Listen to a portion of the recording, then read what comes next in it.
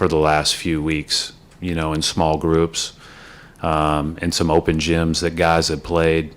And we've been really encouraged and impressed by some of the people that people don't talk about on our team, and a lot. And so we'll see how that all plays itself out. But yeah, we talked about trying to balance that. I think Jrue becoming available obviously wasn't something that was predicted.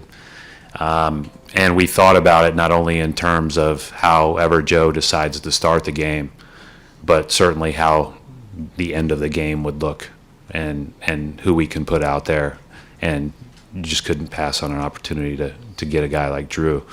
But yeah, we will continue to look at the best balance for our team. I do think that we'll still play some double bigs. The nice part is that Kristaps can play with any of our bigs. Al can play with any of our bigs, and go from there. But we'll watch for a couple weeks and continue to gauge it.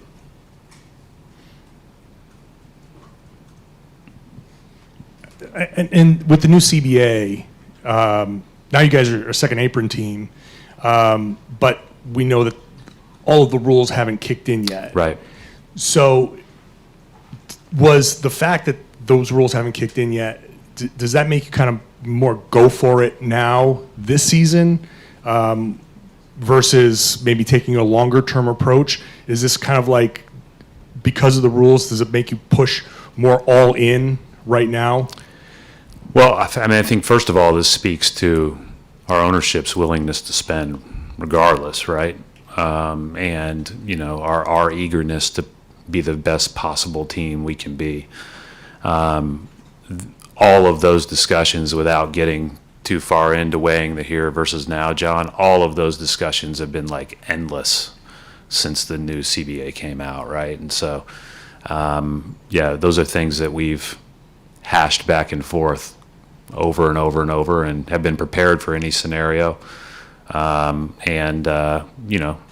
Certainly we all have to be mindful of and make good decisions as we move forward. Brad, how difficult was it to move on from Rob in this trade? Yeah, really hard. I've said this to our staff today. Like, those phone calls are, I'll probably be like somewhere else in 10 years hiding, right? Those are like the hardest phone calls.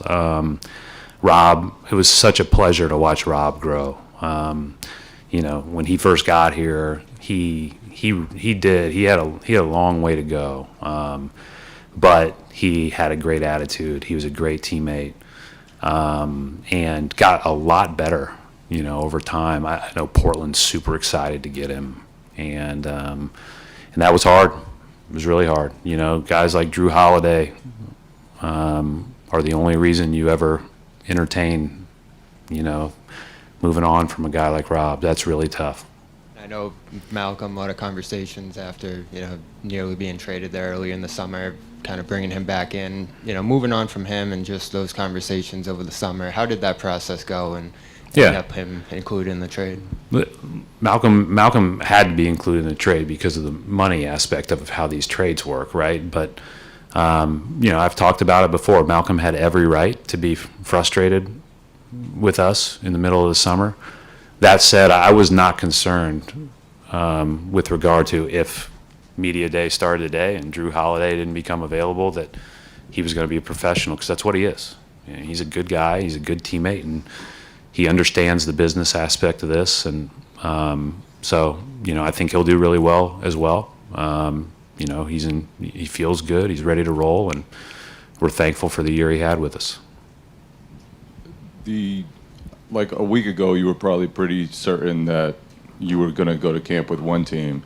What was your reaction when Holiday got traded to Portland and you kind of realized, okay, this guy might be available? And then how urgent were you to go get him at that point? And how did things progress from that initial excitement by you that maybe he's free to then the trade? As time went on, I think we all became a little bit more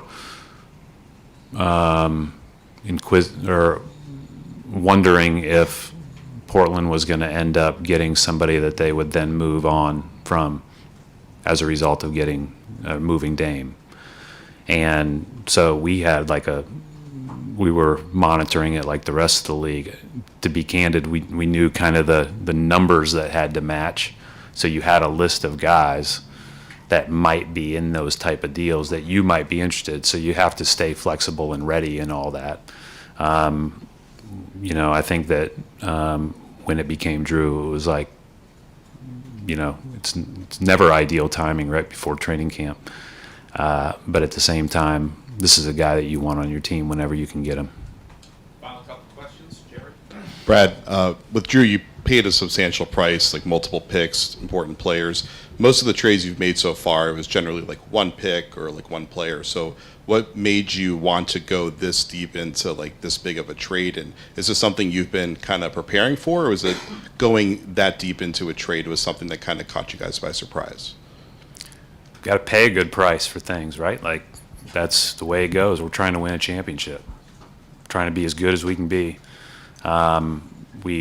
We certainly did, and 2 picks and 2 good players, and that is a real price. And but that's how good we think Jrue is, and we're still in pretty good shape from the standpoint of what we can do moving forward with picks. I mean, we've got a ton of seconds now, and I think we can still move a couple of firsts, and we have control of all of our firsts with the exception of the swap in 28 and the 29. So, we're here to try to be as good as we can be. Rob, then Steve. Brad, you were talking about a little bit earlier, but the roster situation now in the front court, obviously losing a big piece in Rob.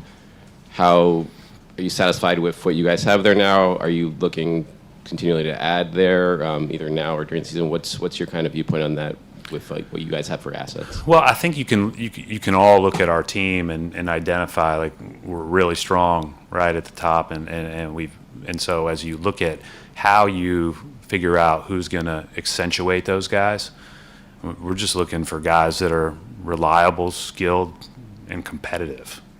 And so at any position, that's what we need to fill, those other spots in the rest of those minutes. And like I said, whether it was from, our smaller guys to our bigger guys that we've watched now for, several weeks in group workouts and those type of things, I believe in the guys that have been in the gym. And, I think that, we will continue to try to monitor and see what we need to add. But, we're looking forward to really now stepping back and evaluating it. Okay, let's see how it all fits together. Let's see what we need. We are obviously mindful of, if you have an injury or two, where our biggest needs might be. But, I'm encouraged by what we have and how they've worked and everything else. And, and been really encouraged by Chris Stapp's first couple weeks here. He's played and worked out every day for 2 weeks. And so we're looking forward to getting started. Final question, Steve. How soon do you expect Jrue to be here, and what do you see about his fit alongside Derek and the Jays, and how excited are you about the possibilities of those lineups? Jrue beat me to the gym this morning. He's not allowed to do anything until all the physicals on both sides pass, right? And so I don't know when that will officially be. It depends on when they finish theirs and when we finish ours. He'll go through all the physical stuff today, but he'll watch practice until he's allowed to practice. But he's eager, and just getting a chance to spend a few minutes on the phone with him last night and then a few minutes with him today. It's just he's a really impressive person, and so we're glad he's here. Thank you, Brad. Thank you.